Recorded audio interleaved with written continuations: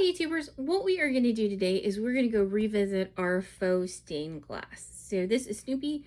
We did him in a previous video where I showed you how to print him, and then we filled him in with UV resin. Now, bridging off of this idea, I did these shorts with the iris and the magnolia up there. And so what I did is I downloaded this frame off of Makerworld, and then I drew out the iris insert and then filled it in with our UV resin. And happily, quite a lot of people really loved these, and so a lot of people were asking for the file. Well, I can't give you the file because the frame isn't mine to give. So what I did in response was I designed this. So it's got the same like swirly details in the insert here. It is flat. That is the thing. I have no idea. These are absolutely beautiful with all of the Baroque detail on these. I have no idea how to design that, but I can design this. So this will be up on Makerworld. So what we are going to do today is I'm going to show you where it is on Makerworld, and then we will print it, and then we will fill it in with resin so you can follow along if you wish to download this.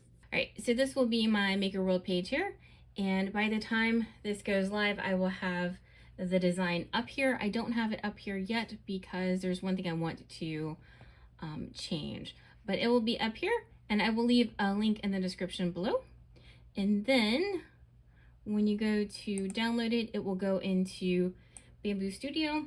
I have messed with some of the settings over here because I wanted to make sure all of our little swirly bits were stable here and not flimsy. Now, if you really tug on it, you probably can break it, but it's fairly stable. And then when you come over here, oh, what's on the side that's going to print face down on our plate here is the front of it, and then the side that's printing up here, this back side here, is going to be the back, because the side printing on the plate is prettier. So that's what I have done. I've also made it 5 millimeters tall. Seems to be a good size for the faux stained glass here. And I've kept it pretty much as big as our build plates kind of let us here. If you shrink this thing down to teeny tiny, I'm not entirely sure what will happen. So I haven't printed it that way, but that is kind of the size we've gone with. So you can scale it to whatever you want to. And then when we go to slice it, it takes about 1 hour and 45 minutes to print. All right, so there is our frame all done. And then these are the hangers up here. I want to make them a little bit bigger, so that's why I'm going to reprint it. You can get a jump ring in there, but it's kind of unnecessarily obnoxious at the moment. So, and it is really stable. I was very surprised considering how open and swirly this is. But that is our frame. If you get any swirlies or any misty, what do I want to say, stringy bits. If you get any stringy bits like down here and stuff, you can use a flame to get them off. All right, so we are going to be filling in our resin here. Now, the first thing up is wherever you are going to work, you want to make sure that it is a surface you can either clean or that resin won't stick to. So underneath this white piece of paper is actually a glass tabletop where I can obviously scrape resin off. But if you spill resin and it cures in place, it's going to be there. So like I have a Formica countertop that now just has resin on it. So know that you either need to be able to clean it up or have something down in your work surface. Now this is the resin that I use, but you could use any brand you want to. I don't have an emotional attachment to any kind of brand. So whatever brand of UV resin you would like to use. And then to the UV resin, we are going to add our color. This is the brand that I've been using. I quite like them, and I've had quite a lot of fun using them all.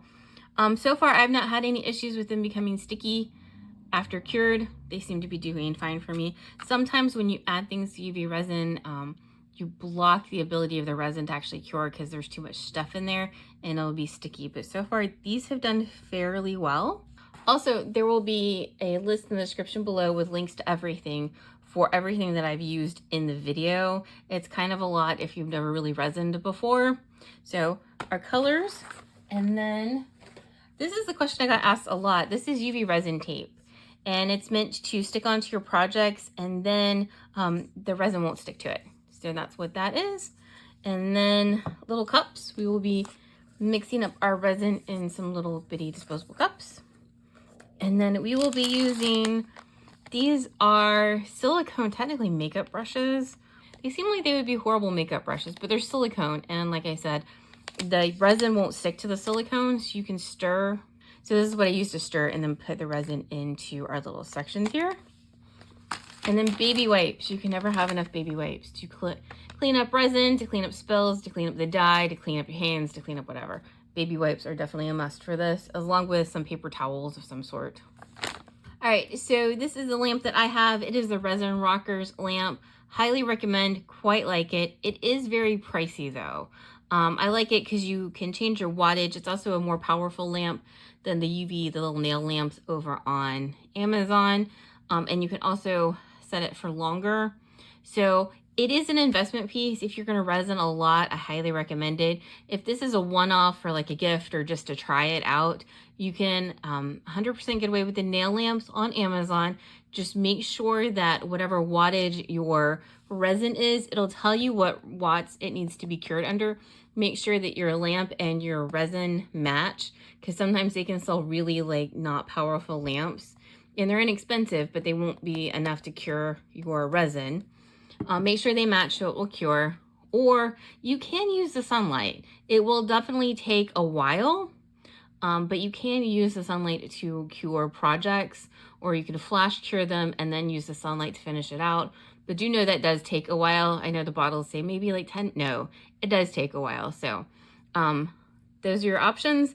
But if you're starting out, one of the nail lamps, I have mine still in my craft room, is totally acceptable and budget friendly. This is just nice if you can afford it and you're going to use it.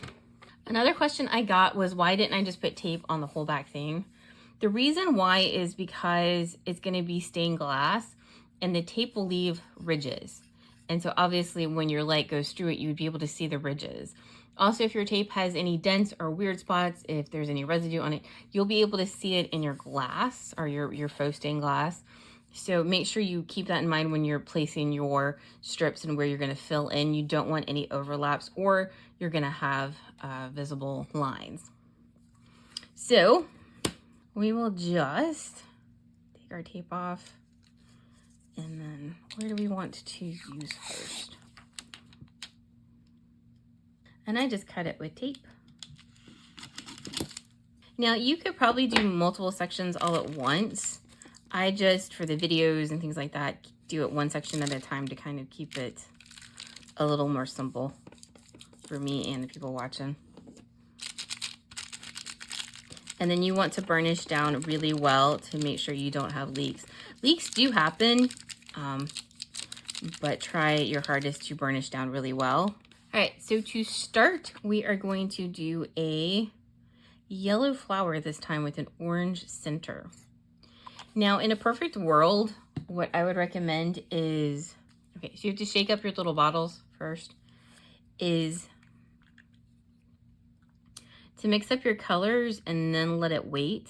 All right, so we did 2 drops of the yellow. I normally say do 1 drop and mix, but we did 2. And then we're gonna stir.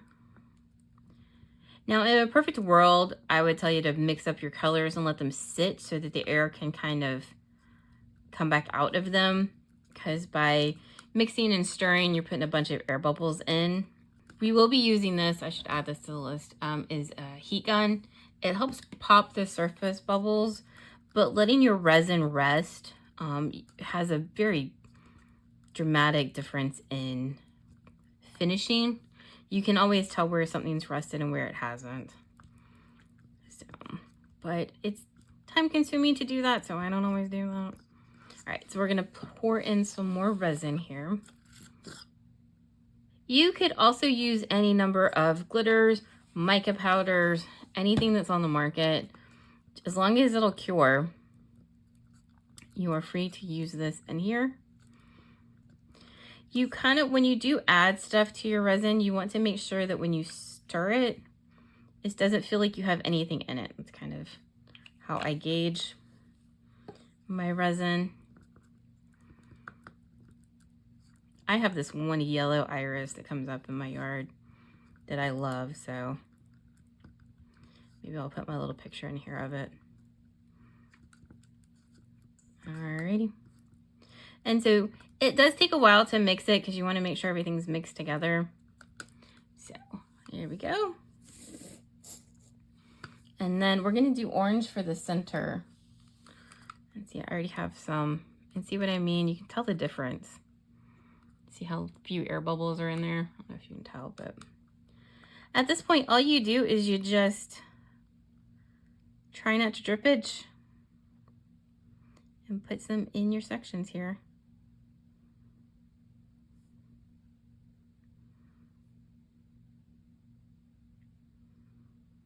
And I do not always take my own advice, but patience is better with this, to do drippage, to let it drip individually, to try not to put too much in there. But just like letting the resin rest, just, I don't know, patience isn't always my virtue.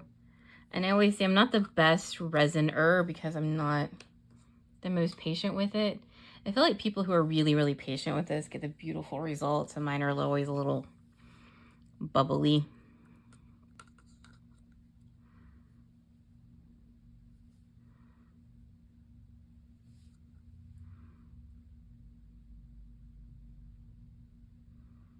And so there's no real secret to this. You're just gonna pour in your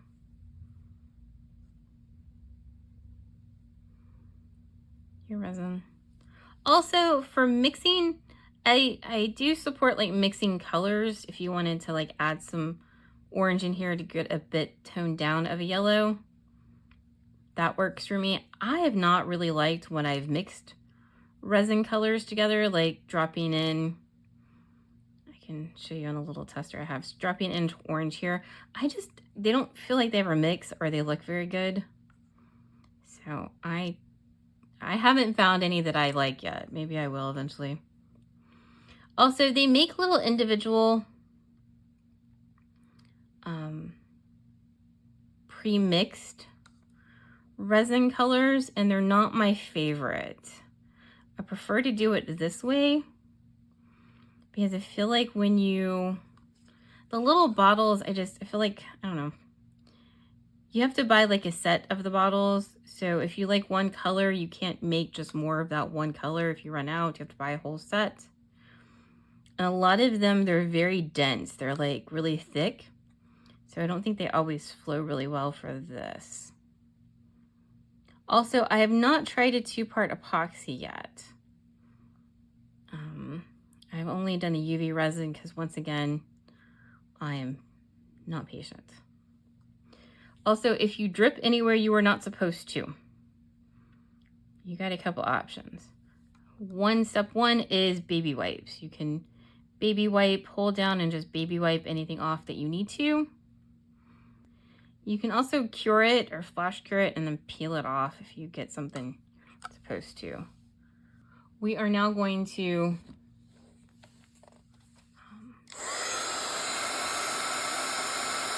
pop our bubbles here.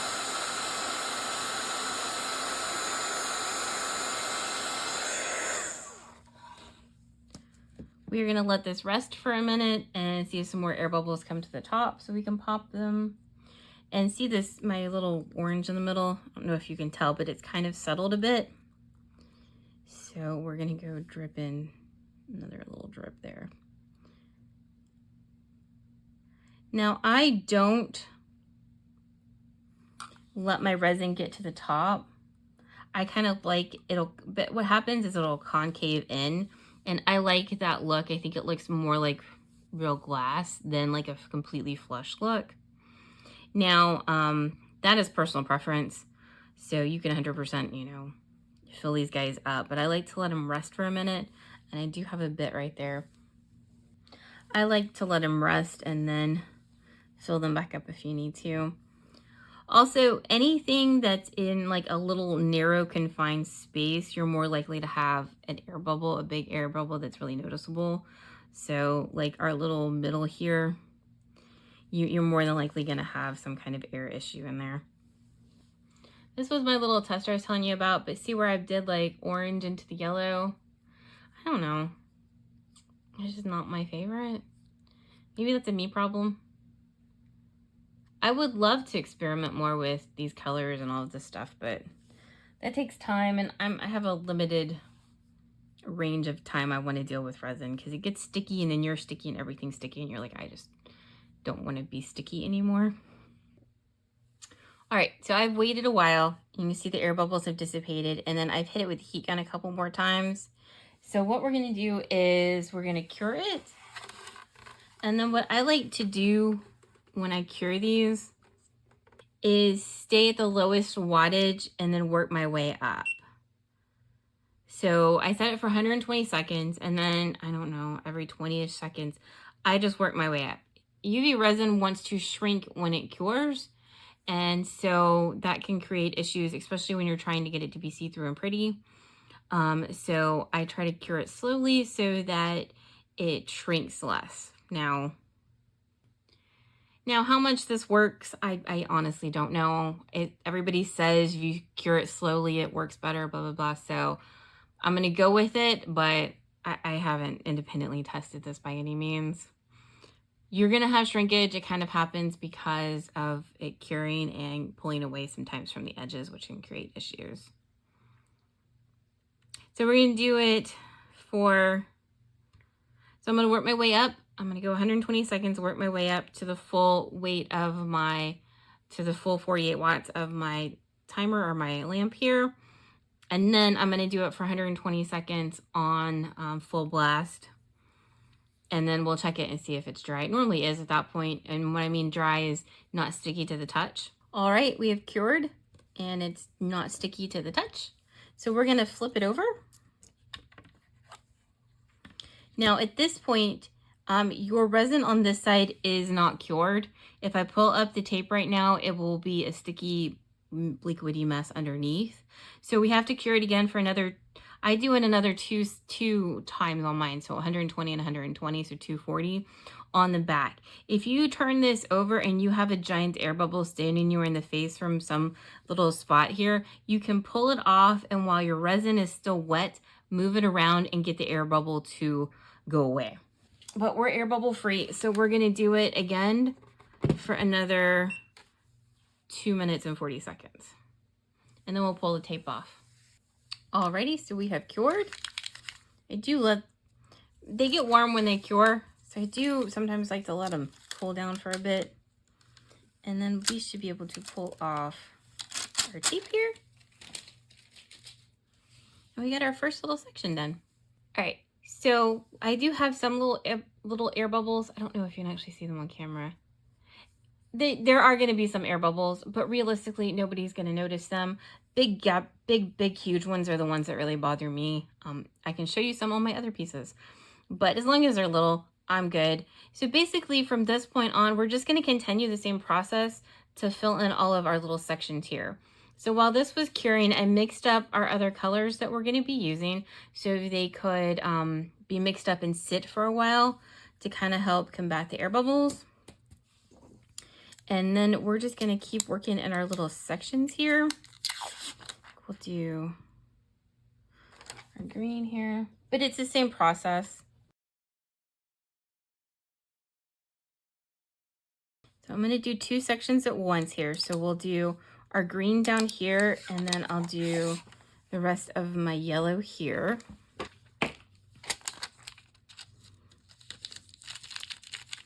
And then I had this on my desk. I did a video on it, but it's a little rhinestone thing that'll flip the rhinestones right side up. But it's got a hard edge on it, and you can use it to help burnish down your tape.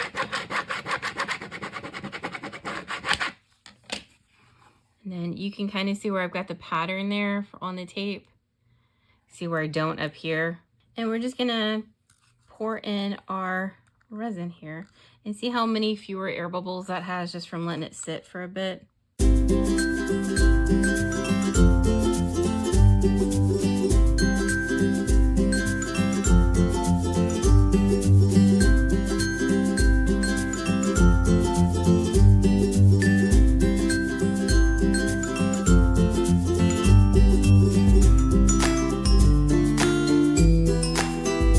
So now I'm going to use my baby wipe to clean up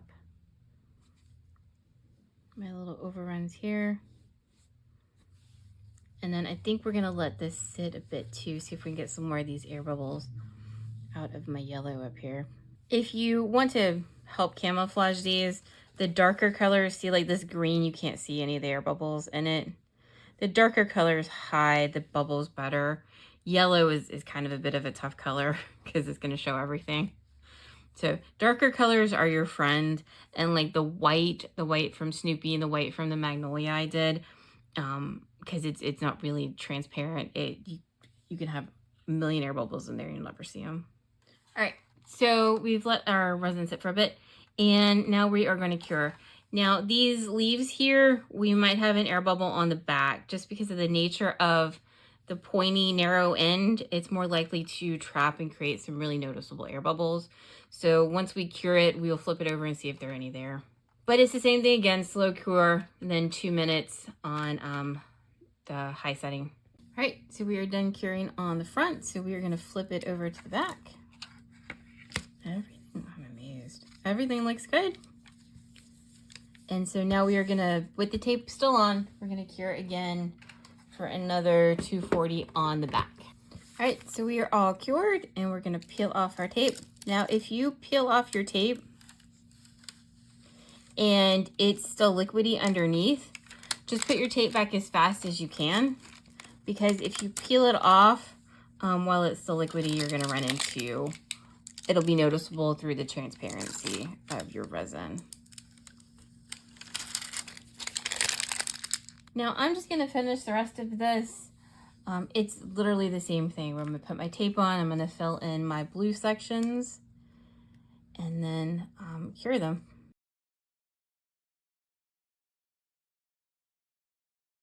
So we are making progress with our little stained glass here, and I've got 2 more sections left to do. Same thing, gonna pour in and then cure. Alrighty, that is our last little section. And you can see I almost had a massive leak here, so I've got a bit of a gap here, but this didn't get down. This piece was a bit big to do, so we should be good to go. Satisfying pull. Look at that. All right, so our piece is all done now. Cool is that? So up here at the top, we have little circles. I will make them bigger on our finished piece here, but they're meant for jump rings. These are jewelry making rings, and they open up and you push them back together.